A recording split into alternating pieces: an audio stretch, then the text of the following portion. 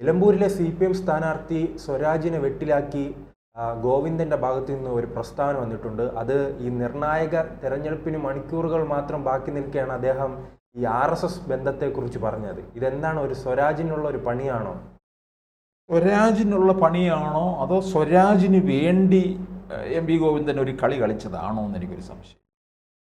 അങ്ങനെ ആലോചിച്ച് കഴിഞ്ഞാൽ അതിലൊരു മണ്ടത്തരം ഉണ്ടെന്ന് എനിക്ക് തോന്നുന്നില്ല. അതായത് ഈ BJP വോട്ട് മറിക്കാനുള്ള ഒരു ധാരണയാണ്.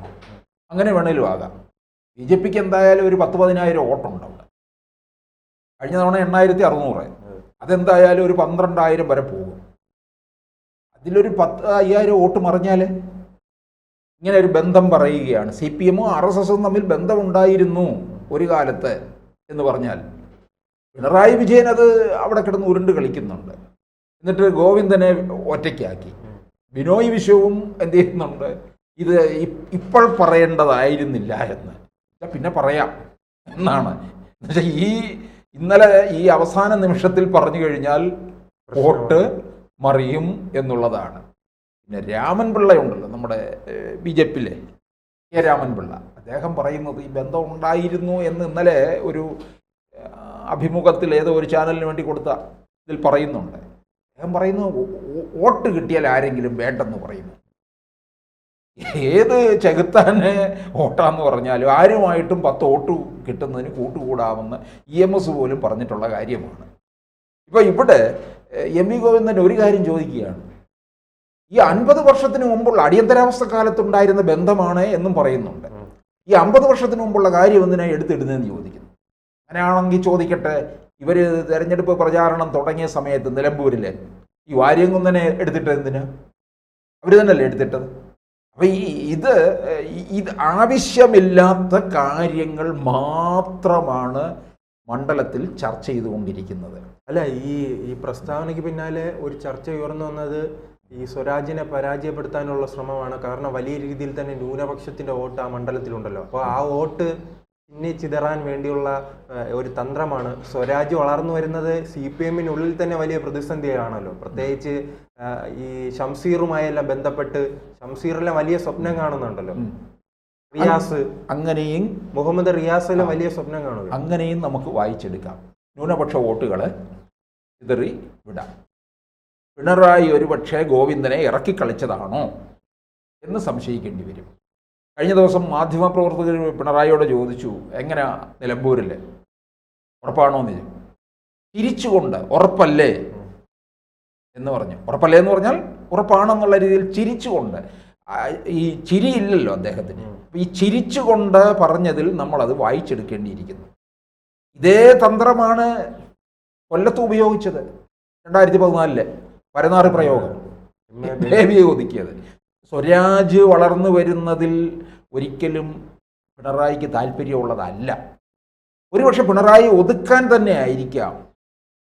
ചിലർ പറയുന്നുണ്ട് രാജ്യസഭാ സീറ്റ് കൊടുക്കും, അങ്ങനെയും ആകാം അല്ലേ.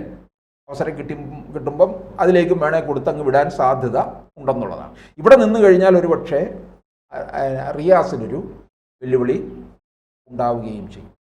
കാരണം ഇതൊരു വേറൊരു നേതൃനിര CPM-നകത്ത് രൂപം കൊള്ളുന്നതായിട്ട് ചർച്ച ചെയ്യപ്പെടുന്നുണ്ട്. അതിൻ്റെ മുൻനിരയിൽ വരുന്ന ആളാണ് സ്വരാജ്.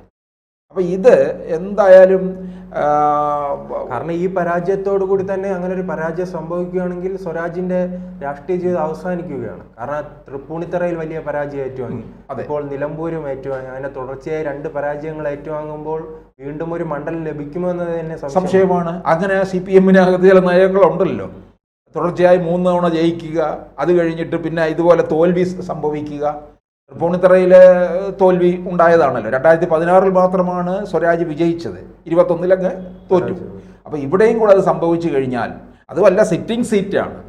സിറ്റിംഗ് സീറ്റ് പരാജയപ്പെടുമ്പോൾ ഒന്നും കൂടി ക്ഷീണമായിരിക്കും ഉണ്ടാകുന്നത്. അല്ലാതെ മറ്റൊരു ഇപ്പം പാലക്കാട് പോലെയോ പിന്നെ തൃക്കാക്കര പോലെയോ ആണെന്നുണ്ടെങ്കിൽ അത്രയും പ്രശ്നം വരുന്നില്ല. ഇവിടെ ഇതിനകത്ത് ഇത് ചർച്ച ചെയ്യപ്പെടും. MP ഗോവിന്ദൻ ഇത് എടുത്തിട്ടത് ഇവിടെ കൊണ്ട് അവസാനിക്കത്തില്ല എന്നുള്ളതാണ്. ഇത് പണ്ട് ജനതാ പാർട്ടിയുമായിട്ടുള്ള ബന്ധമാണ് എന്ന് പറയുന്നുണ്ട്.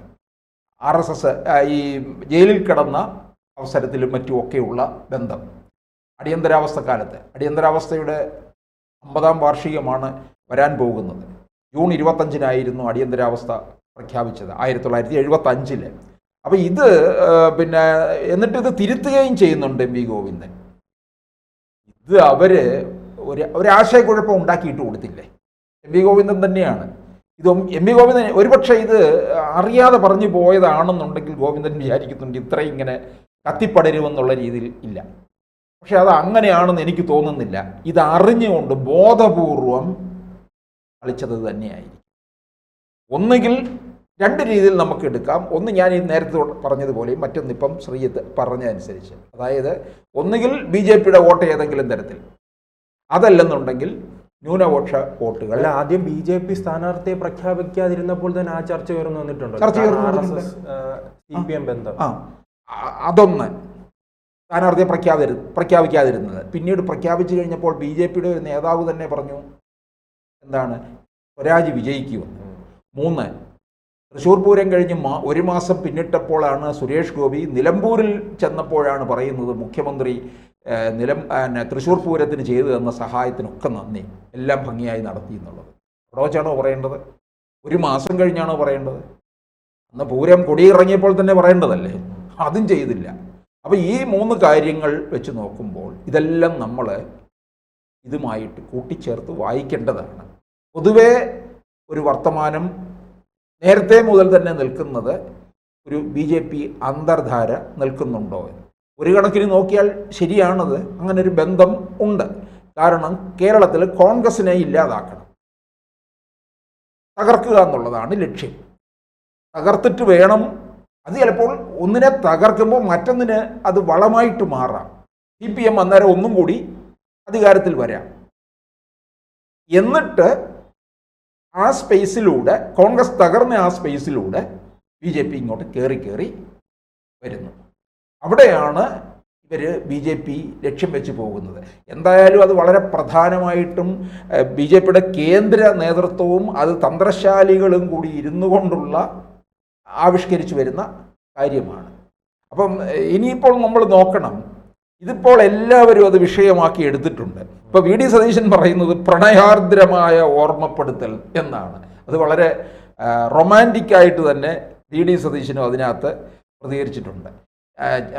BJPയുടെ തന്നെ K രാമൻപിള്ള സഹകരിച്ചിട്ടുണ്ടെന്ന് പറയുന്നു. ബിനോയ് വിശ്വം പറയുന്നു ഇപ്പോൾ പറയേണ്ടതല്ല. ബിനോയ് വിശ്വത്തിന് മനസ്സിലായി ഇപ്പോൾ പറഞ്ഞത്. സ്വരാജ് ഉൾപ്പെടെ തള്ളിക്കളഞ്ഞിട്ടുണ്ട്. സ്വരാജ് പറയുന്നത് അന്ന് സഹകരിച്ചത് ജനതാ പാർട്ടിയുമായിട്ടാണ് എന്ന് പറയുന്നുണ്ട്. എന്നിട്ട് അദ്ദേഹം പറയുകയാണ് എനിക്ക് വർഗീയവാദികളുടെ വോട്ടൊന്നും വേണ്ടെന്ന രീതിയിലും പറയുന്നുണ്ട്. ഇവരിപ്പം ഞാൻ ചോദിക്കട്ടെ, ഈ നിലമ്പൂരിലെ ഇത്തരത്തിലുള്ള വിഷയം, നിലമ്പൂരെന്നല്ല തെരഞ്ഞെടുപ്പിലെല്ലാം തന്നെ ഇങ്ങനെയുള്ള വിഷയങ്ങളിൽ പോവുകയാണ്. ഇത്രയും കേരളത്തിൽ പല പല പ്രശ്നങ്ങളും ആ മണ്ഡലത്തിൽ നിരവധി പ്രശ്നങ്ങളും നിൽക്കുമ്പോൾ ഇവരെല്ലാം പോകുന്നത് പാലസ്തീനിലേക്കും ഗാസയിലേക്കും ഇസ്രായേലിലേക്കും ഇറാനിലേക്കുമാണ്. ഇവിടെ വലിയ പ്രശ്നം നടക്കുന്നുണ്ട്, ആയിക്കൊള്ളട്ടെ. അത് നോക്കാനും കാണാനും അതിൽ ഇന്ത്യ ഏത് നിലപാടെടുക്കണമെന്ന് നോക്കി അതിന് വേറെ വിദഗ്ധന്മാരുണ്ട്. ഇവരിവിടെ ഈ മണ്ഡലത്തിലെ കാര്യം നോക്കരുത്. നിലമ്പൂരിലെ ജനങ്ങളുടെ പാവം പിടിച്ചവൻ്റെ പിന്നെ അടുപ്പ് കത്തിക്കാൻ കഴിയുന്നത് ഇവിടുത്തെ ഈ പാലസ്തീൻ്റെ കാര്യം പറയുമ്പോഴാണ്. അവൻ്റെ അടുക്കളയിൽ പുക ഉയരണമെന്നുണ്ടെങ്കിൽ അവർ അധ്വാനിക്കണം. അപ്പോൾ അതിൻ്റേതായ സാഹചര്യം കേരളത്തിൽ ഉണ്ടാക്കി കൊടുക്കുക എന്നുള്ളതാണ് ഭരിക്കുന്നവർ ചെയ്യേണ്ടത്. അതായത് പലസ്തീനും ഗാസയും അല്ല.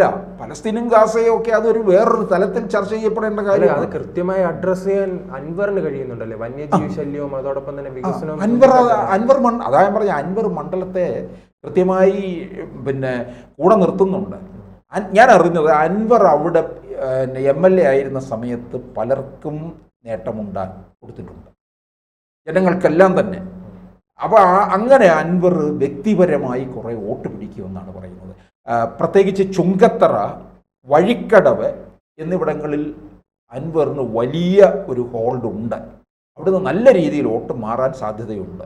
നമ്മൾ വിചാരിച്ചതിനപ്പുറം അൻവർ വോട്ട് പിടിക്കും എന്നുമാണ് അറിയുന്നത്. ഇപ്പോൾ അൻവർ പറയുന്നുണ്ട് ജയിച്ചു കഴിഞ്ഞാൽ ഞാൻ തിരുവനന്തപുരത്തേക്ക് സത്യപ്രതിജ്ഞയ്ക്ക് വരുന്നത് നിലമ്പൂരിൽ നിന്ന് കാൽനടയായിട്ടായിരിക്കും എന്നുള്ളത്. അതൊക്കെ കേൾക്കുമ്പോൾ നമുക്ക് ചിരി വരുന്നുണ്ട് എങ്കിൽ പോലും അൻവർ വോട്ട് പിടിക്കും എന്നുള്ളത് ഉറപ്പായിട്ടുള്ള കാര്യം തന്നെയാണ്.